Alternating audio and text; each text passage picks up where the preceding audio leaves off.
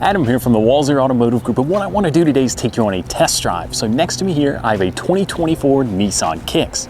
Now this is the SV trim, so we'll look at the exterior, the interior, and then go for a spin around and see what it's like out on the road. All right, so now we're behind the wheel of the Nissan Kicks, and like I said, this is the SV trim level, so this is the mid-tier trim, so we'll cover some of that equipment, but let's put it in drive. We'll go for a spin around. Now, what's cool about the Nissan Kicks is that it's Nissan's smallest SUV in their lineup, and that makes it a very fuel efficient, small little vehicle. But once you're inside, it actually doesn't feel that small.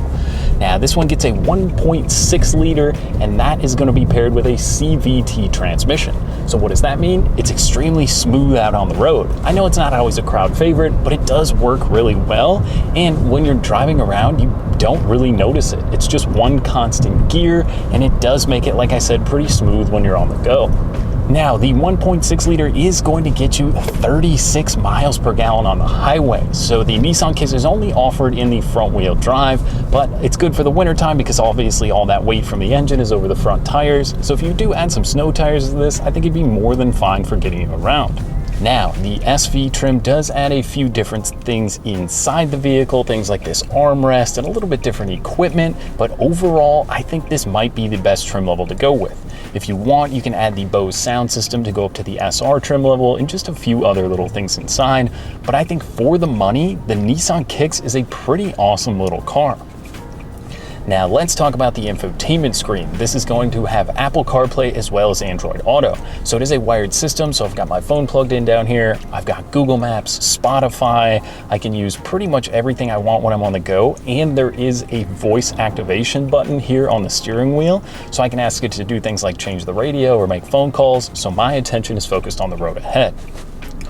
Now, there is a lot of safety built into this vehicle for the price that doesn't even come in some vehicles that are twice as expensive as this one.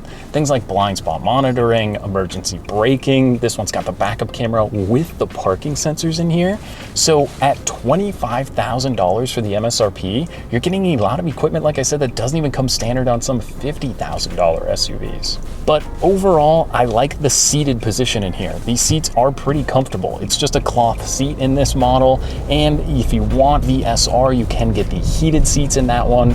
But I mean, as far as driver passenger comfort, it's great in here. You've got your simple air conditioning controls down here, and then you have a USB, like I said, below that. And you also are going to get USB charging in the back for your rear passengers. Now, speaking of the rear passengers, I hopped in the back seat and I was pretty comfortable. Where I drive pretty far away, I got behind myself, I had a little bit of knee room, but plenty of headspace up above. Some of the larger midsize SUVs don't even give you as much headroom as you're getting in the Nissan Kicks. But what's it like to drive out on the open road? Now, that 1.6 liter, you're definitely not breaking any land speed records in here, but I mean, 95% of the time, it's more than enough. I'm just cruising at about 40 miles an hour here, and getting on the highway, I think the 0 to 60 is something like 10 seconds, but it doesn't really matter. You've always got room to merge out into traffic, and if you do put your foot down, that little engine winds up and gives you most of the power and torque right away. So if you need to pass someone, or if you need to, like I said, hop on the highway, I think 95% of the time this is going to be more than enough. The trade-off is then you're getting 36 miles per gallon on the highway. So you have about just over 300 miles of cruising range on a full tank, maybe 350. So it really is pretty good for a vehicle of this size. Now, there is a lot of competition in the subcompact market, but $25,000 seems like a bargain now when you're looking at it. The Apple CarPlay, all the safety, all the good looks on the outside.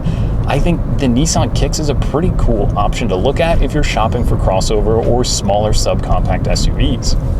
This one with the gray and the black two-tone on the exterior. You can also add the roof rack cross rails up above, but I was blown away at how much actual trunk space I had in this vehicle. I threw all my camera equipment in there, as they usually come with, you know, the floor mats and some other stuff, but I wasn't hurting for space at all. Sometimes when you think subcompact, you think this vehicle is going to be so small and unusable, but I mean, even the rear seats fold down, but just that cargo area, 95% of the time, probably going to be more than enough space, but then you can kick the seats down if you're hauling any larger objects. But I mean, overall, it's quiet, it's comfortable. I mean, this has the adaptive cruise control as well. So if I'm on the road here, I can just click the button, set 3, 2, or 1 car length distances ahead of me, and it's gonna keep that distance. So if you're eating up a lot of highway miles, maybe you're going to a cabin or heading up north for the weekend, that is a pretty cool feature that you can also just use day to day to help keep you safe on the road. The blind spot monitoring is nice, those rear parking sensors are great, and this one also gets a digital gauge cluster here. So on the left side of the steering wheel, you can kind of go through that menu. You can see your music, your average fuel economy, some of your safety settings are going to be controlled through there, and then just your standard gauges. So this pretty much has everything you'd expect out of an SUV. I think the average new car price in the US right now is like $48,000. So this is basically half the price, and it's going to give you what I see as all the equipment you could ever need. Yes, you can add more luxury and comfort, but I think if you just are looking for transportation, if you're fresh out of college looking for a car, they lease well, there's great finance options as well on these, and I think it really can get everything done. If it's just you in the car, you're cruising back and forth to work, maybe even picking up the kids, there's enough room in this vehicle to have that trade-off of the lower MSRP, so the upfront price, and it's going to get the great fuel economy. If you aren't looking for maybe a Rogue or the larger Pathfinder, this is a great option. Gives you a ton of equipment and good looks on the exterior. So I think the Nissan Kicks is absolutely one to check out if you're in the market for an SUV.